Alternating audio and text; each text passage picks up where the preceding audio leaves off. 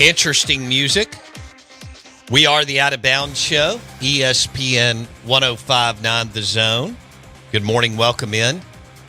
I did not see two blowouts in our marquee games last weekend. Ole Miss blew out Georgia and played really good football, and Alabama goes down to LSU. And I wasn't surprised that Bama won, but they dominated the game, and they blew out the LSU Tigers. I know they own LSU in Baton Rouge, but still, I wasn't expecting that. So I thought it'd be good to bring in Brad Edwards, who spent 25 years covering college football at ESPN and the SEC and the BCS and all that kind of good stuff. He joins us on the Farm Bureau Insurance Guest Line, and we are the Out of Bounds Show, 105.9 The Zone, ESPN, brought to you by BetMGM. And it is the king of sports books, and the Beau Ravage's BetMGM Book Bar and Grill is the South's premier Vegas-style sports book. Experience the action at BetMGM Book Bar and Grill, only at the Beau Ravage on the Mississippi Gulf Coast. That's a good 48 hours right there, not but 2.5 hours away from 3 hours away from Jackson. Brad Edwards, good morning. How you doing, bud? Oh, good morning. I'm doing well, and I agree with your assessment. Those two games last weekend, I was not at all surprised at which teams won. I thought both of them had a very good chance going in, but I was not expecting either game to be easy, and both of them turned out to be just that. So, I think a lot of us were looking at it going into last week. Like, if Ole Miss beats Georgia, you start to see these scenarios set up where you could have this total logjam in the SEC standings, and now we're pretty much just what I think people expect, which is a Georgia win at home against Tennessee this weekend away from that possibly becoming a reality, because that's really the only result left. And then it's just a matter of, is it a 5-way tie, a 6-way tie? What ends up happening? But, man, I don't envy the selection committee, much less the person who's in charge of, going through and figuring out the SEC tiebreaker.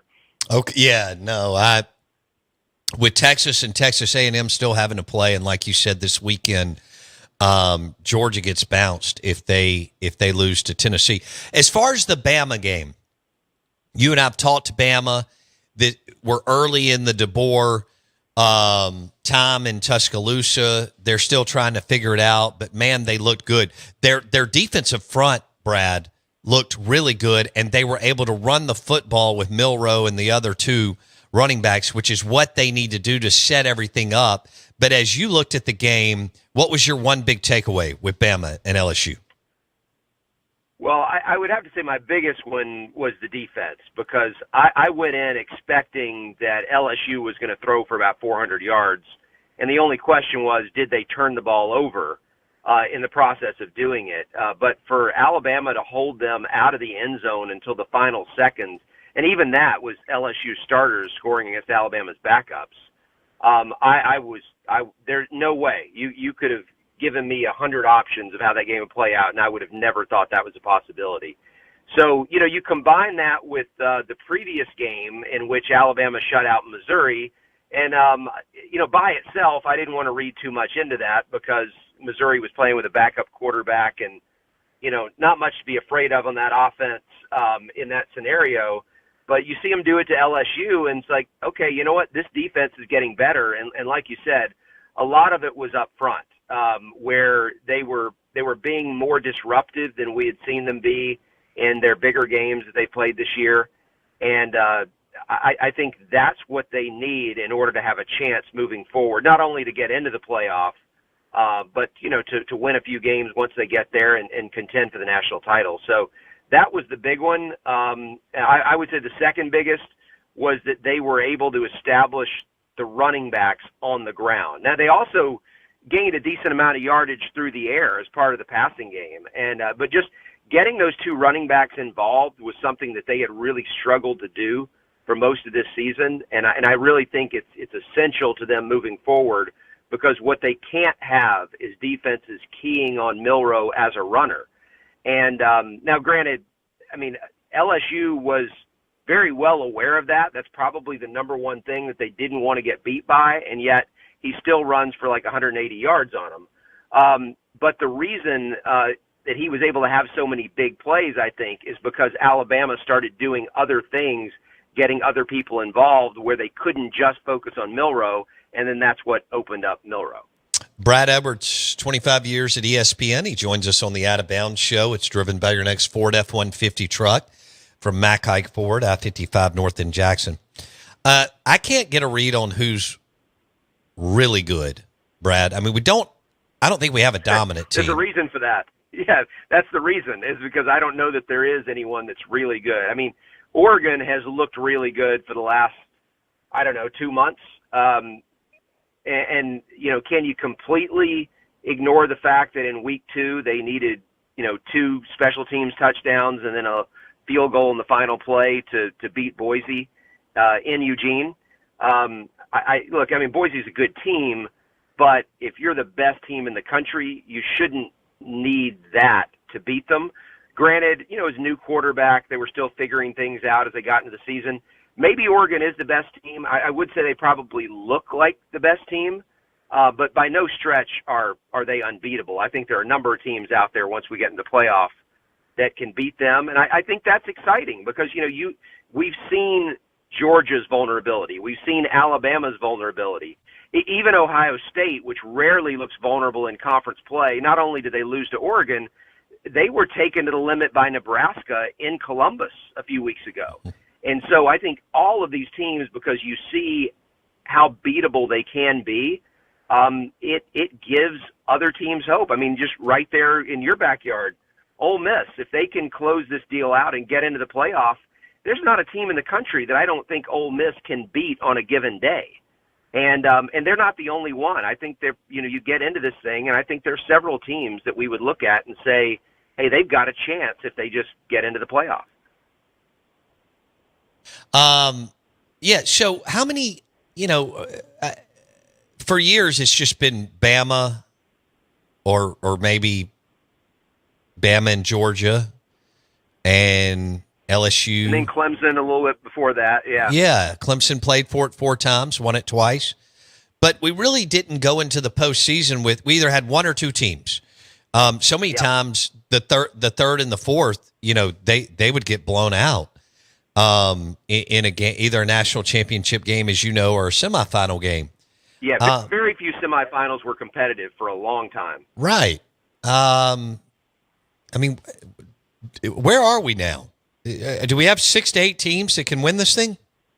I think so. And, as we discussed last time I was on, I think that the combination of NIL and being able to transfer without penalty, to immediately play without having to sit out a year, those 2 things have affected the depth of the teams that are the top recruiters. So while I'm not going to argue that your Georgias and Alabamas and Ohio States don't still have the most talent top to bottom on the roster, the amount of depth that they used to have is no longer a thing. Like many of those guys that used to be willing to sit there and wait for 2 years to be able to step on the field, and then sometimes in just 1 year as a starter, they showed how good they were to the point where they became a first-round pick, and then they're gone. Those guys are no longer willing to sit there and wait 2 years in order to get on the field, and so a lot of times after that freshman year, they'll transfer out, and somebody like an Ole Miss will end up getting some of those guys, and not only does that help a team like Ole Miss, but it's obviously affecting the Georgias and the Alabamas of the world, because they are inevitably having to throw guys out there who are talented but maybe less experienced than they would have been 5 years earlier. And so all of this has created a level of parity. I'm not sure it's ever going to get to the point where we'll say that that 10 or 12 teams in the playoff have a chance to win. But as you mentioned, this is much different than all those years where there were 1 or 2 teams that you felt like had a chance, and that was even in a field of 4.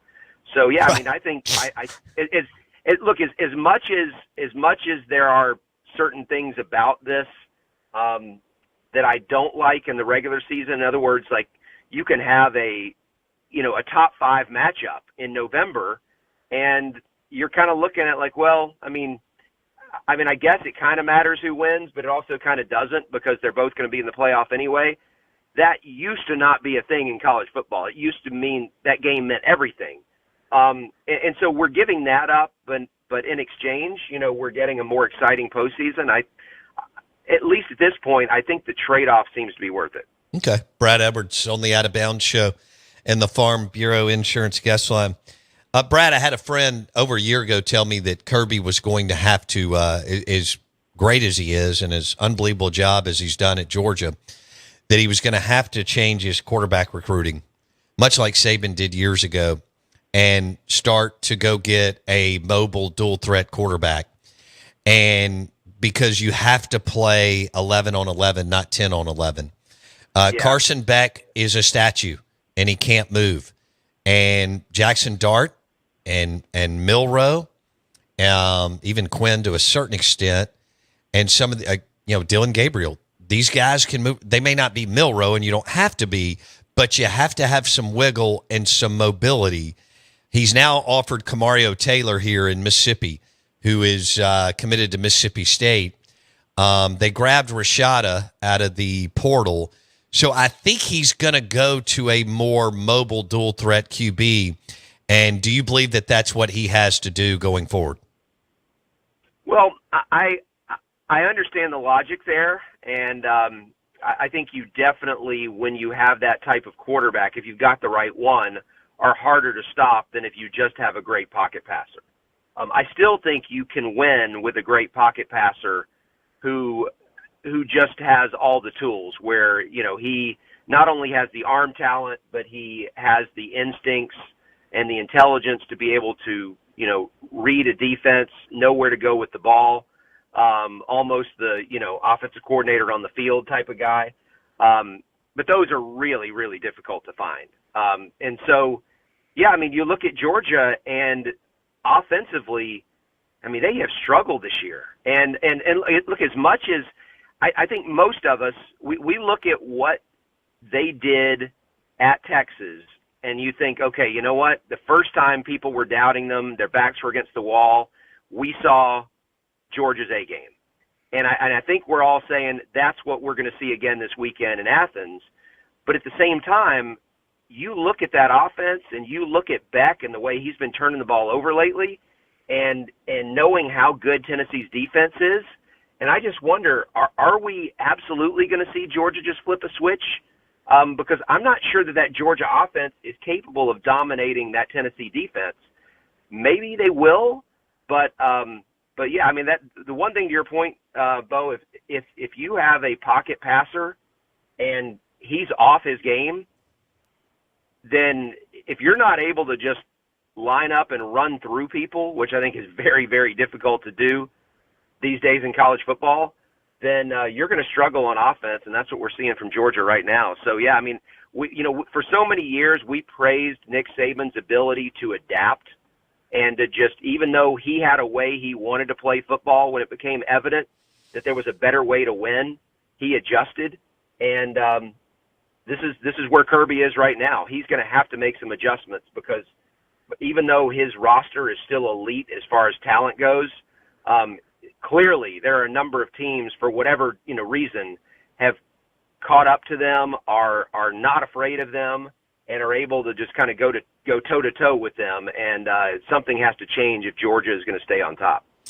Brad Edwards talking college football with us on the Out of Bounds Show, brought to you by the Gyros at Aplos and the Renaissance and Aplos and Highland Village. Brad, where do you stand with the SEC championship game and the other conference championship games? You hear this buzz from fans that are doing well, Bama, Ole Miss, A&M, Tennessee, just depending on how everything shakes out. And they're like, man, I don't want to go to the SEC championship game because I don't want to lose and get left out. Isn't that a crazy mentality compared to where you and I grew up with and how coveted that spot was for years? I'm so glad you just asked that, because I was having a conversation with a friend in Tuscaloosa yesterday, And I prefaced it with, this may just be an Alabama thing because Alabama's won so many SEC titles they don't care about it. But to hear you say it, then obviously it's not just an Alabama thing. But yeah, I saw on an Alabama message board a couple of days ago a conversation it started around the SEC tiebreakers. And all these fans, I mean, it was a clear majority of them were like, I don't want to play in the SEC championship game. I'd rather rest a week and be able to host a first round game. And, I mean, if you go play in the SEC championship game and you win it and you get a bye, you're still going to end up with the same number of games as if you didn't play in that game. But then you get to host that first round. If you have a bye, you don't get to play a game on your home field. And that seems very exciting for a lot of fan bases out there, the chance to actually be on their home field in the playoff game. And so, yeah, you're right. That's crazy. Now, look, there is a difference between what fans want and what the teams actually want. And I can promise the coaches and players, they want to be out there on the field with a chance to win a conference championship. That's what they're going out there for. Plus, there's bonuses, Brad. Now, there's these NIL contracts are structured where, and of course, coaching contracts, as you know, Brad, where if you play that game, you get X, and if you win that game, you get X. Yeah. Yeah, so it's a different motivation, but I still find it fascinating that we've created a format where a lot of fan bases are like, conference championship, no thanks. I want to know that I'm safely in the playoff, because look, until we see this played out a few times, there's going to be this fear that I could be, maybe comfortably in the playoff somewhere around the 8 or 9 seed area, and if I go lose in a conference championship game, it knocks me completely out of the playoff. Now, I don't think the committee is going to penalize teams for losing in a conference championship game very much. I can certainly see the possibility that you could go from a position where you would have been hosting to go into a position where you're going to end up having to go on the road in the first round. Fair enough. As a result of losing that game. I see that. But I think unless you're like ranked 11th or 12th going in, it's not likely that you're going to get knocked completely out of the playoff. Of course, there's always a chance you could get blown out, right? So exactly how does that work? I don't know, but yeah, it is this just fascinating wrinkle to this, that you have fan bases that are like, yeah, you know what? I just want to know I'm in the playoff, and I'm good with that. I don't need the risk of the conference championship game, because I think a lot of them also are looking at the possibility that you could get a key player injured just before the start of the playoff. And I think if it happens in the playoff itself, that somebody gets hurt, you can accept it better than if it happens the game before the playoff when you already knew you were going to be in the playoff. So yeah, it is a little crazy. You were part of ESPN's college football team forever, TV, radio, game day, all that. What's it? So I don't, and you may not watch any of it because you were in the thick of it for so long. I don't watch all of game day. It's background music. And if I'm in Starkville, I may be moving around, but I'll catch little, hits here and there. But I will say this, Brad, Saban is so fascinating, and he's like giving us these unbelievable behind-the-scenes nuggets at times that we didn't get before because of his experience, and he's so damn smart. Have you watched any of it with Saban on the set? I've watched a little bit of it. I'm kind of like you, though. It's mostly background noise. But I remember when Saban would go on game day, like in the few years where Alabama was not in the SEC championship game and game day was there, they would have him on as a guest. And I remember one year when he was breaking down, not only was he breaking down the SEC championship game because he had faced, I think it was both teams that year, but in the process of getting ready for one of his other games, he had played someone that had played Michigan State. And Michigan State was getting ready to play in the Big Ten championship game, and Saban even broke down Michigan State, which was insane. But yeah, and look, I do think there's an element of this that over so many years of Lee Corso being the only, quote, coach on that desk or on that set.